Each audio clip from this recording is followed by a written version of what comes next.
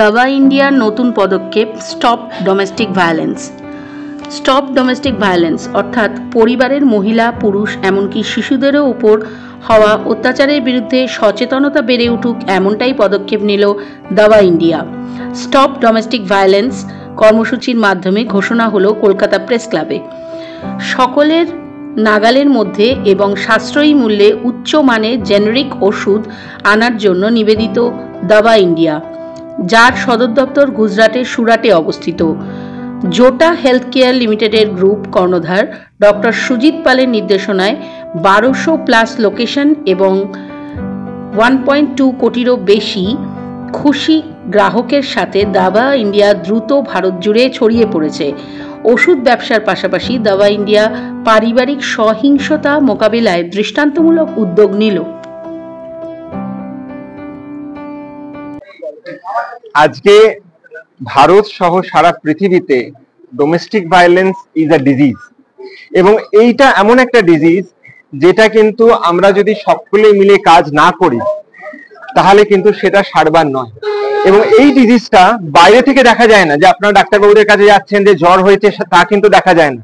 এই ডিজিজটা কিন্তু ঘরের ভেতরে থাকে। সেই জন্য আমরা ফাইট এগেইনস্ট ফিজিক্যাল অ্যাসল্ট আমরা প্রোগ্রাম করছি, যেখানে আমরা আগেও কাজ আরম্ভ করছি, বহুদিন ধরে কাজ আরম্ভ করেছি, আরো আমরা ইন্টেন্সিটি বাড়াচ্ছি। সেই কাজটার উদ্দেশ্য হচ্ছে যে আমরা দেখি যে প্রচুর বাড়িতে স্ত্রীর গায়ে হাত তোলা হয় এবং বিভৎসভাবে তাদেরকে মারা হয়, তাদের চুলের মুঠি ধরে নিয়ে যাওয়া হয়, তাদের টানতে টানতে নিয়ে যাওয়া হয়, বিভিন্ন রকমের ফিজিক্যাল অ্যাসল্ট করা হয়। এবং সেই ফিজিক্যাল অ্যাসল্টের এগেনস্টে আমরা কিন্তু সকলে একসাথে মিলে কাজ করছি। আর একটা বড় প্যারামিটার হচ্ছে যে women need to have financial freedom. যদি বাড়ির স্ত্রীদের ফিনান্সিয়াল ফ্রিডম না থাকে তাহলে কিন্তু সেটা ঠিক না।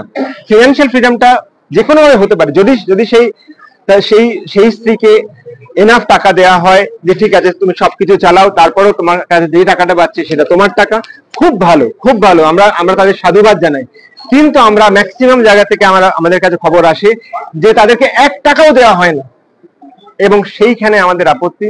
আমরা বলি যে সেখানে কিন্তু যেখানে এরকম সিচুয়েশন যে তাদেরকে হয়তো 1 টাকাও দেওয়া হচ্ছে না, তাদেরকে হয়তো মারধর করা হচ্ছে, সেই জায়গাতে আমরা কাজ করছি যাতে আমরা একটা সুস্থ সোসাইটি তৈরি করতে পারি। কারণ এটা এতটাই দুর্বিষহ হয়ে যায় যখন কোনো মহিলার গায়ে হাত তোলা হয়, যখন তাকে থাপ্পড় মারা হয়, যখন তার মাথায় চুলের মুঠিতে হাত দেওয়া হয়, যে এই সোশ্যাল স্টিগমার জন্য তারা কিন্তু বাইরে এসে কথা বলতে পারে না।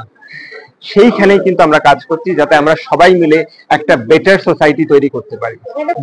যখন এরকম কোনো সিচুয়েশন হয় সাধারণত তারা বাইরে এসে বলতে পারে না। তো আমাদের যেটা হেল্পলাইন নাম্বার, সেই হেল্পলাইন নাম্বারে তারা যখন ফোন করে আমরা তাদের সাথে কথা বলি। আমরা তাদের সব থেকে বড় জিনিস হচ্ছে তাদের সাথে কথা বলারও কেউ নেই, তাদের সাথে কথা বলি। এবং তাদের সাথে কথা বলার পরে যদি আমরা বুঝি যে লোকাল প্রশাসনের সাথে আমাদের যোগাযোগ করতে হবে, আমরা চেষ্টা করি লোকাল প্রশাসনের সাথে যোগাযোগ করবার জন্য, যাতে তারা আরো বেটার সেটাকে আমরা অ্যাড্রেস করতে পারি। এখানে একটা পয়েন্ট হচ্ছে যে অনেক সময় দেখা যায় যে হয়তো তারা যদি রিপোর্ট করে যে ফিজিক্যাল অ্যাসল্ট হয়েছে, যে বা মারধর হয়েছে, সেখানে আরো বেশি ফিজিক্যাল অ্যাসল্ট হয়, আমরা এটাও দেখেছি।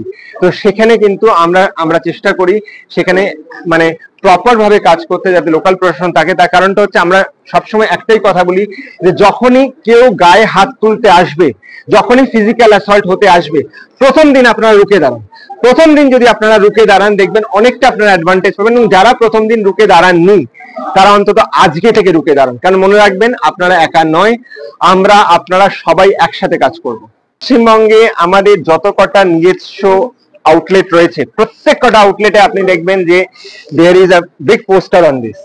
এটা ছাড়া, এবং ধরুন প্রত্যেক কটা আউটলেট ধরুন আলাদা আলাদা লোকালিটিতে, এবং সেই যে লোকালিটি তার মানে যারাই ওইখানে আসছে তারা সবাই জানতে পারছে। এরকম প্রচুর অ্যাওয়ারনেস ক্যাম্পেইন আমরা করছি রুরাল এবং আরবানে, যাতে সাধারণ মানুষের কাছে সেই বার্তা পৌঁছয় যে বাড়ির ভেতরে যদি কেউ কোনো মহিলার গায়ে হাত দেয় তাহলে কিন্তু সেই মহিলার অপশন আছে অন্তত বেরিয়ে এসে কথা বলবার জন্য। এবং আমি বারবার একটাই কথা বলি যে সেই জন্য কিন্তু যখন একটা বাচ্চা মেয়ে বড় হচ্ছে, তাদের যারা অভিভাবক, তাদের যারা গার্জিয়ান, তারা যেন তাড়াহুড়ো করে শুধু বিয়ে না দিয়ে দেয়, তারা চেষ্টা করে সে যেন ক্যারিয়ার করতে পারে, সেটা আমরা বারবার সকলকে বলছি। এবং সব থেকে ইম্পর্টেন্ট হচ্ছে যে একটা ফিনান্সিয়াল ফ্রিডম প্রত্যেক মহিলার কাছে থাকা দরকার। নিশ্চয়ই উল্টো দেখা যায় যে একজন পুরুষ হয়তো মেন্টালি অনেক ডিস্টার্ব হয়েছে, কোনো মহিলা হয়তো তাকে মেন্টালি ডিস্টার্ব করছে, সেটাও উচিত না। কেউ কাউকে ভিকটিম করা উচিত না। আমি বলছি না যে কোনো মহিলা যদি কোনো পুরুষকে মারে সেটা ঠিক, সেটাও অন্যায়, নিশ্চয়ই হতে পারে। আমি সেটাই বললাম যে সেটাও ঠিক না। যদি বক্তব্যটা সাপোর্টের নয়, বক্তব্যটা হচ্ছে সঠিক কাজের। যদি কোনো মহিলা কোনো মিথ্যে কথা বলে কোনো পুরুষকে হয়তো সে নিচে করবার চেষ্টা করছে, সেটাও তো ঠিক না, তাহলে সেটাও আমাদের করা উচিত না। কিন্তু সাধারণত যেটা দেখা যায় যে পুরুষরা এক্স্যাক্টলি এটা হচ্ছে সাধারণত দেখা যায়, এবং সেই মহিলাটা কিন্তু বাইরে এসে সাধারণত বলতে পারে না যে তার হাজবেন্ড তাকে থাপ্পড় মেরেছে।